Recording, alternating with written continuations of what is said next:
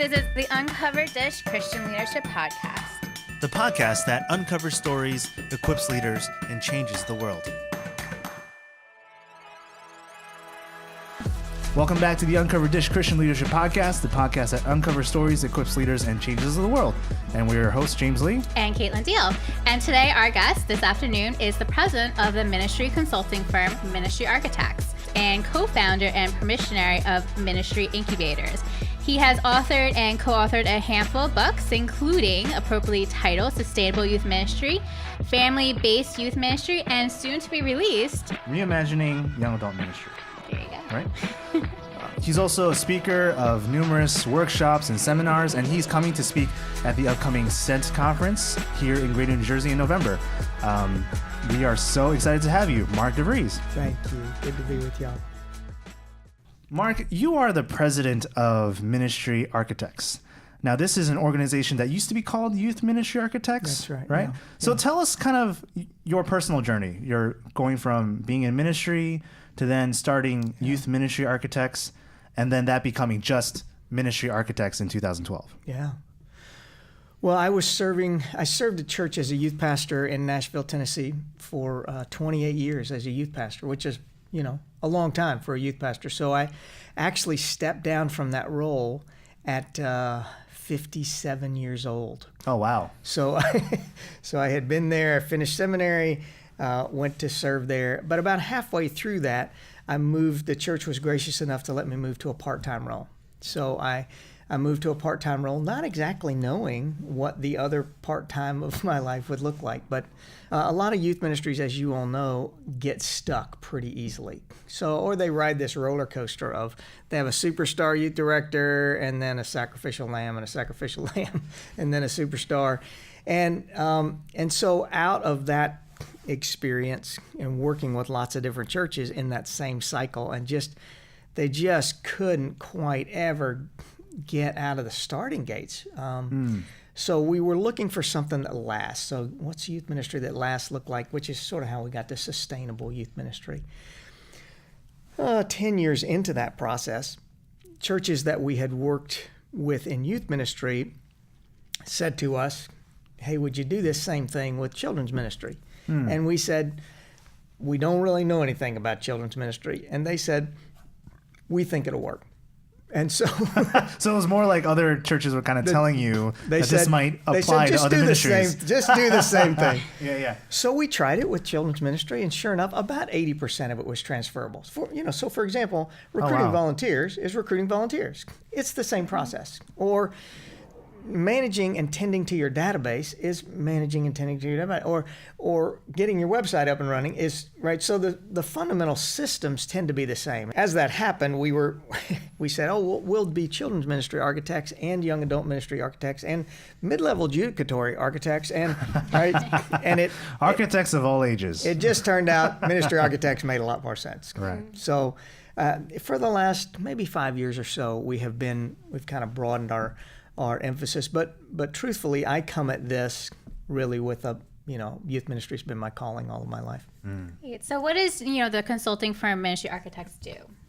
Well, part of what we've observed in these now, I think it's almost 800 congregations or churches or conferences or dioceses or schools that we've worked with, is that the process of creating change is a little bit predictable. And there are certain things we can do to catalyze change. Yeah. In your book, Sustainable Youth Ministry, we have the book right here. Our team all read the book. We love it. It's a fantastic book. It challenged me a lot because I come from youth ministry background. I was a youth pastor for about 4 years. And in the book, you compare looking for a youth pastor as compulsive gambling, right? You say that there's this more passion, more this, more that, more ideas, more zeal, when really what they need is to see what they have and to make it work. Tell us a little more about that. Why do you think churches get stuck so often when it comes to this? When churches they've had one of these superstar youth directors, they'll stay hooked on that crack forever. Right? And they'll roll the dice. And what we say is, there's a difference between investing and gambling. Both of them can make you rich, but one of them's a little more predictable. And we like to say to churches, stop rolling the dice on finding the next great superstar, and as if that superstar is going to stay around forever. Right. Let's build a system, build a process so that whoever you hire, we just say, get a moderately gifted person with a solid dance floor underneath them. They'll do just fine. Wow. Get a superstar with a lousy dance floor underneath them, and they'll crash and burn every time. And like in the book, you said like they'll break their leg, and assume something's wrong with them and never dance again. Yeah, right. Yeah. That's my daughter's a dancer, so it's a that's a sweet little metaphor. But not only do they leave youth ministry, but they leave ministry altogether, and often leave the church altogether. Right. And so it's this is a pretty, in many ways, a very personal thing for me as I see, folks that I have known and loved with a real call and gifts for ministry who are no longer doing ministry because they fell through that broken dance floor. Mm. So you touched base a little bit about, how a lot of churches make mistake of, trying to find that big superstar. How can churches kind of get past that? Like, what are the first, 3 things that they can start doing now to make sure that doesn't happen? Like you said, people falling through that dance floor. Like, what can they do now to make sure that doesn't happen? Mm. Well, a lot of it, Caitlin, is just a mind change. They need a plan beyond asking their hire to come in and dream their dream. So when I was first hired at my church back in 1986, my pastor said, essentially, dream your dream, bring your vision, whatever you want to do, we'll support that vision. Uh-oh. Right, exactly. And that was such a siren song. I should have lashed myself to the mast. I believed it. And so I brought my vision, right? And the problem is, as a youth pastor, it's not my job to import my vision on the congregation so that when I leave, they have to get a new one. It's my job to discern the call and the unique call and vision that congregation has, and to steward that vision for them. Right.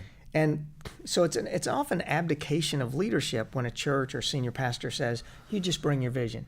And, a lot of times we, particularly young youth pastors, we are delighted to say, yeah, don't tell me what the church wants. I'll tell you what we're going to do, because I've read some books. But then another disparity there is because now we're taking the vision process not away, but it's not necessarily the youth pastor that's making the vision for the church, but discerning the vision that's already in the church.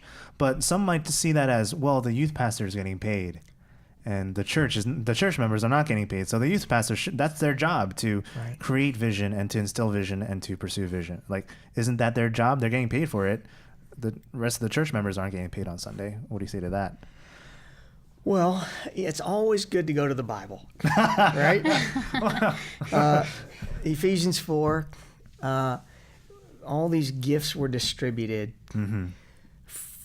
for the equipping of the saints for the work of ministry. So sometimes I say, listen, if you just want to work with kids, don't be a youth pastor, for heaven's sake. Your job as a youth pastor is to equip other people to do the ministry. Right. I figure if the Lord of Lords and the King of Kings could handle 12 in his youth group, we're a little bit arrogant if we think we can handle 50 or 60 or 200. Right? Wow. And so the task of the youth pastor is to catalyze and equip other people, and to bring about clarity of vision, building the processes, and then dispatch them to the real delight of doing ministry. Somebody said the leader's job is to get all the distractions out of the way so everybody else can do their job, right? So what is the definition of a sustainable ministry? What we are talking about is a ministry that can go from one point staff person to another without missing a beat. And in fact, can gain in momentum in a transition period, so that the losing of a staff person is not a death knell for a ministry. It's just a natural part of the cycle of ministry. Wow. When you think about the resources out there, there are tons and tons and tons of resources for how do you do a program for kids? How do you do relational ministry? All those things. There's almost zero information out there about how you actually get more kids to show up to your meeting, and that's about the only thing you get evaluated by as a youth pastor.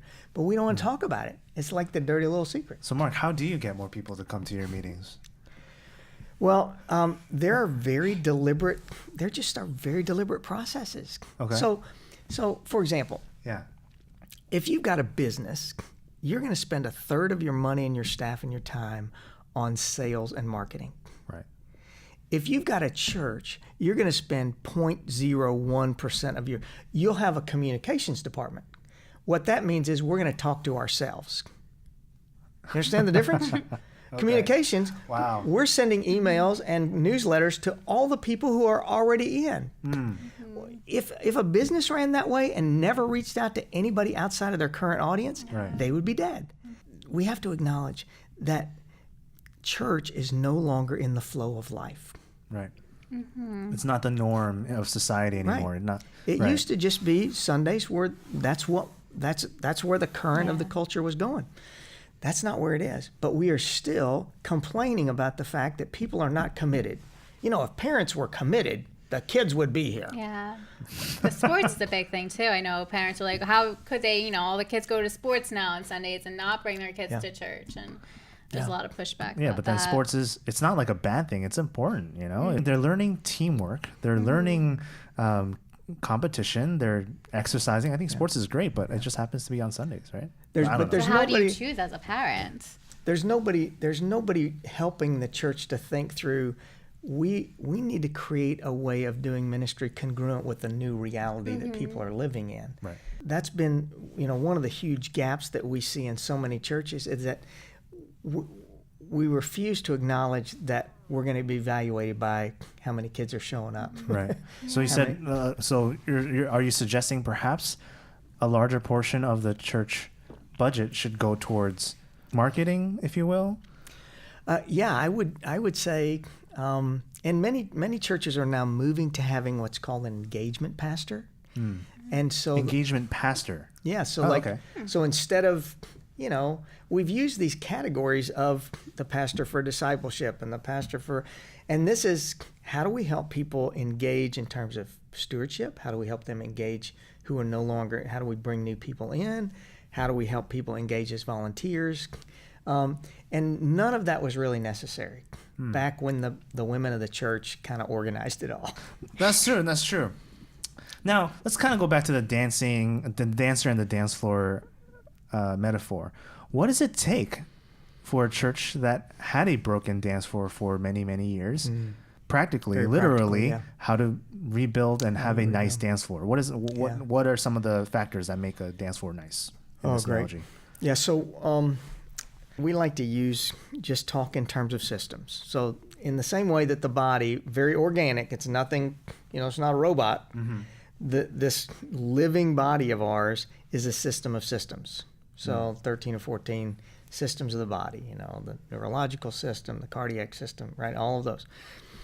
In the same way, the church is very similar, but we have to build those systems rather than expect them. And most churches just expect them to be there, right? We're so surprised that there's not a visitor follow-up system. Visitor follow-up system. Okay. That'd be a great example. So, what's the very clear process? How many volunteers do we need? What happens on their first visit? What happens on their third visit? Right? We don't have an MIA follow-up system.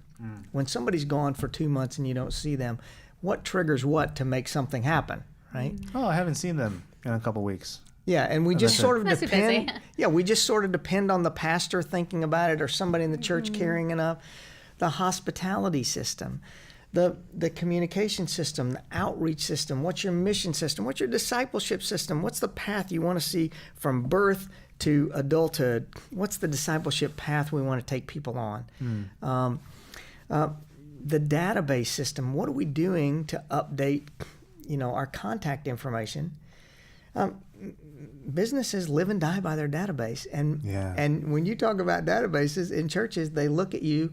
They almost always the answer is, Yeah, we're really not happy with, we're kind of thinking about changing, as if getting a new software is going to help. Right. You just got to get the data. Write it down on a 3x5 card and have a box of them. That works better than having a program you're not using. Right. And most people want to get rid of their software program because they're not spending any time taking care of it. So we actually have a document which we'd be happy to send to anybody that would want it. If you email me at mark@ymarchitects.com. We've got a document called the 17 Systems that just describes what are these fundamental systems you got to have in place. You know, as you're talking, the analogy that's coming to my mind is like, this is like almost like a marriage. You know, before I got married, you know, when you're dating, there's the passion, the fire, and the spontaneity, and you just... Careful where you But tread. No, I'm kidding. I feel like Julie listens. Julie listens to this podcast. But after you get married, you know, you go through ups and downs. Yeah. But in a marriage, I made a commitment to love my wife. And sometimes it means making sure we have date night once a week. Right? It's kind of creating these systems in a way to make sure that we stay together. It builds a relationship. Right? It may not be as spontaneous or as romantic, let's say, but I would say it makes it all the more romantic. Yeah. So when a church first gets started, there's a lot of spontaneity and it's kind of cool. That's a great image, but then you do need what some might argue kind of semi-boring, but very practical and realistic systems to make sure that you're keeping up with everybody. We wouldn't call it boring in a marriage, would we? No. Like, what's a better word? Intentional. Intentionality. But there's so much intentionality, yeah. There's a difference between falling in love and climbing into love. And we fall into love in this. So you go to camp and you have this glorious experience at camp. Your heart is strangely warmed and all kind of stuff is happening. You feel this call on your life. Right. And then you have to live into the call. Oh my gosh, that's a climb sometimes. Yeah. And we can either say, oh, God must have left me, or we can say, this is the journey to which I've been called. Yeah. But I do think there's this, especially in youth ministry, there's this sort of romantic notion that it always ought to be, fireworks and whistles and bells. And the truth is, we're going to get more fireworks and whistles and bells if we work these processes. You're going to be more in love with your wife if you work these very disciplined processes. Right. Like, I'm going to wash the dishes tonight. Right. Right? Those sort of habits create romance and create the passion. And without it, everything tightens up. And then you got... For the record, I do dishes every night. Wow. Every single night. Wow. You could hold me to that. We're gonna have a call in right now to confirm that. Okay. Bruno Mars is always saying, "I'll catch a grenade for you. I'll jump in front of a train for you." But will you do the dishes for you? That's right. Real romance is in there. Yeah. Right. Come on. There you go. That's right. In the upcoming SENT conference, you are giving a workshop titled Making Change Stick. What can someone who's registering for this workshop expect to learn? Wow. So at this workshop, we really hope to equip folks that come to be able to feel like, oh, it's not a mystery. It's not a roll of the dice. There are very predictable ways of sort of transitioning a culture from one thing to another, from being a church that has no volunteers to a church that has more volunteers than they can handle. Right? That's a mindset shift that we really can architect as leaders in the church. And so we're looking for ways not just to create sort of a single event that gives a result, but a series of processes that build on each other and sort of eventually multiply. Incremental change that produces exponential change eventually. You were kind of getting into it, but can you just first clarify the definition of a sticky change as opposed to a not sticky change? What is a sticky change? And then what can a church leader or a pastor that's listening right now, what's one thing that they can do right now to start making sticky change? Oh, so good. Well, a kid goes to camp and they have this experience, but there's no community infrastructure and they are not prepared to do anything with that. And often that becomes like in Jesus' parable, the plant that shoots up and then dies, right? we're looking for change that produces 30, 60, 100-fold, right? We're looking for this long-term, and the truth is, most of us would rather have a shortcut. We'd rather have 100 kids here this week Right. and 30 kids a year from now than have 30 kids now and 100 kids a year from now. Right? Yeah, because that's what you get graded on, how Right. quick it could grow. Right, right. And often that growth is not real growth, it's just inflation. Right? Right, It just right. expands and expands and expands until it pops, and then you go, oh, there's really nothing there except air. Wow. So in terms of the second half of the question, a pastor or a leader of any kind looking to create sustainable change, we really believe we've got to trust the process. There is this slow work of God, and there is we often use the image of a bamboo farmer. If you're shooting for growing bamboo, you come back 6 months later, you got nothing. Come back a year later, you got nothing. You come back 2 years later, you got nothing. And if you understand bamboo, you're just not freaked out about it. Right. Now, right. a lot of times in the church, we get so freaked out, and then I just hear so many bitter pastors talk about, in my church, they don't volunteer, and they complain about wanting something, and then they get, and they don't, right? It's kind of back. Sounds kind of familiar. and then we're surprised that we get what comes out of our mouth. Wow. Tongue is a fire, right? Yeah. And so when you trust the process, I have a youth worker in Knoxville that I've been working with the last few months, and she's just done a marvelous job. And when she got there, they said to her, nobody here really volunteers. I know you've got some big dreams, but you just need to understand people here don't volunteer. And she didn't say this out loud, but her response in her head and her response to us was, watch me. And here she is, 6 months into her new position. And she doesn't have all the volunteers she wants, but everybody's just amazed that with half of what she wanted, they think that was impossible. How in the world did you do that, right? Wow. Yeah. So when you know how the process works, you relax, you bring your non-anxious, playful presence, and you in your heart you say, watch me. Or watch God, right? This is going to happen like a farmer says, watch what comes up. I've done this before. If I plow and I plant and I fertilize, it's going to grow. And yeah, sometimes do the storms come? Sure. But by and large, when you know how the process works, you just relax. And that feels like a key piece of being a self-differentiated leader, where we're not defined by today's success. We're just going to be faithful to do the thing that we believe is going to be an investment that will pay off further down the road, which is hard for us, right? We'd like to have a payoff today. Yeah, it's tricky. Slow change. The slow work of God. That's true. That's true. I do think the next frontier for the church is to learn change management and how to faithfully help individuals, congregations, conferences move through the obstacles. And let's just be clear. You ask a group of people, how many of you want to see change? Everybody will raise their hand. Right. And if you say, how many of you want to change? Everybody will look at their shoes, right? We all want to see change, but changing ourselves means we're going to lose something we used to have. Right. And so it's a very anxiety-producing process. And, Ed Friedman, in his book, Failure of Nerve, says, if you are going to lead, which means you're going to lead through change, you will always be sabotaged. There will always be people, there will always be forces that will try to keep that change from happening. It's just everybody wants to go back to equilibrium. Right. So if you're being sabotaged, you're doing something right. That's exactly what Friedman says. He says sabotage is a sign that you're doing something right. Wow. Yeah.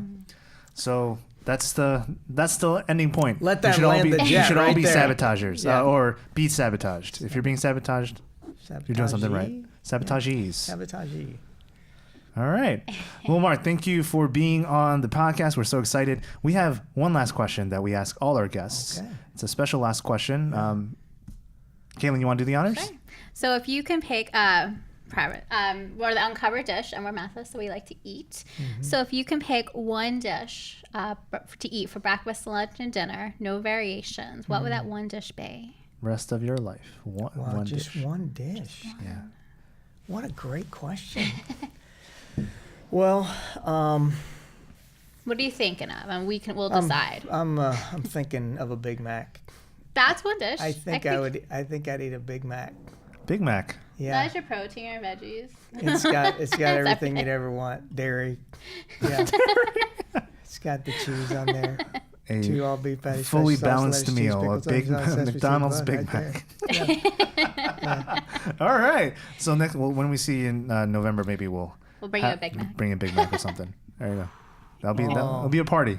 Oh, that would be so magical. All right, everyone. Once again, that was Mark DeVries of Ministry Architects. You could find out more about them at ministryarchitects.com. They have a lot of cool resources there. They not only consult ministries to build sustainable ministries, but they have the Sustainable Ministry podcast. They have video resources and all kinds of resources to help you begin making sticky change. Also, if you like what you heard today, Mark will be speaking again at the SENT conference. That's November 11th at Aldersgate United Methodist Church in East Brunswick, New Jersey. You can register today at gnjumc.org. Mark, thank you so much for being on the podcast, and we will see you in November. Thank you. Merry Christmas. Happy Halloween, happy Thanksgiving, and Merry Christmas. All of these. All of the above. Yeah. All right, thank you, Mark. Thank you. Thank you again for tuning in to today's podcast. If there are any topics you'd like us to uncover or any comments for us, you can email them to podcast@gnjumc.org. We will be posting a new podcast every other Wednesday, so if you enjoyed what you heard, be sure to give us a 5-star rating on iTunes and subscribe to be up to date on the latest episodes. We'll talk to you soon. How are we sent into this world? How do we connect with new people? How do we connect with new communities who aren't even interested in church?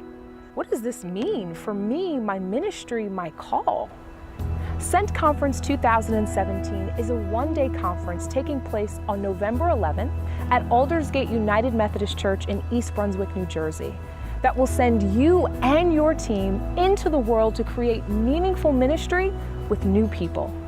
Join the conversation with storytellers Danielle Fanfare and Marlon Hall of Folklore Films, changemaker Mark DeVries from Ministry Incubators, organizer Christian Kuhn from Urban Village Church, theologian Eric Barreto from Princeton Theological Seminary, and Pastor Michelle Matthews from the Kingstown Communion.